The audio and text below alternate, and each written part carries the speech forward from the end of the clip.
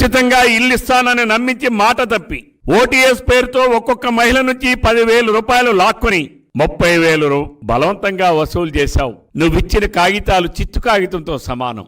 ఒక్క బ్యాంకు వాడి ఈ రాష్ట్రంలో ఓటీఎస్ పేరుతో నువ్వు ఎవరికైతే మహిళలకి నేను కాగితాలు ఇచ్చానన్నావో, బ్యాంకుల నుంచి రుణాలు తెచ్చుకోవచ్చని చెప్పావో, ఈ రాష్ట్రంలో ఒక్క బ్యాంకు నుంచి అయినా ఒక్కరికైనా సరే, ఒక్క మహిళకైనా సరే బ్యాంకు వాడు లోన్ ఇచ్చాడా అని చెప్పి అడుగుతున్నాను. సెంటు పట్టాలో ఇళ్ల నిర్మాణం పేరుతో మహిళల్ని అప్పుల పాలు చేశావు. టిట్కో ఇల్లు ఆనాడు రాష్ట్రంలో ఉన్నటువంటి 5,25,000 ఇల్లు టిట్కో ఆధ్వర్యంలో ఇల్లు నిర్మిస్తే, ఆనాడు ప్రతి మహిళకి సొంతింటి కలను నెరవేర్చాలని ప్రపంచంలోనే ఉన్నటువంటి షేర్ వాల్ టెక్నాలజీతో ఇళ్లను నిర్మిస్తే, ఈరోజు నువ్వు ఆ ఇళ్లని ఒక్క మహిళకైనా అందించావా జగన్ రెడ్డి?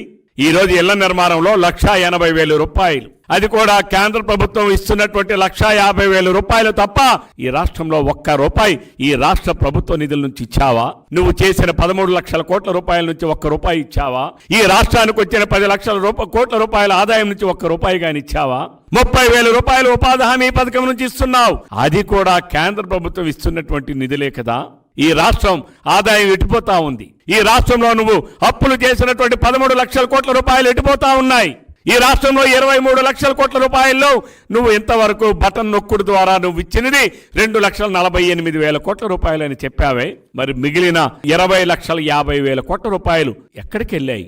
ఏ ప్యాలెస్ లోకి వెళ్ళాయి? బెంగళూరు ప్యాలెస్ కి చేర్చావా? తాడేపల్లి ప్యాలెస్ కి చేర్చావా? ఇడుపులపాయ ప్యాలెస్ కి చేర్చావా? పులివెందుల ప్యాలెస్ కి చేర్చావా? చెన్నైలో ఉన్న ప్యాలెస్ కి చేర్చావా?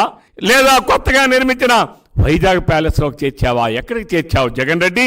ఈ రాష్ట్ర ప్రధానికానికి నువ్వు చెప్పాలని చెప్పి ఈ సందర్భంగా డిమాండ్ చేస్తున్నాను.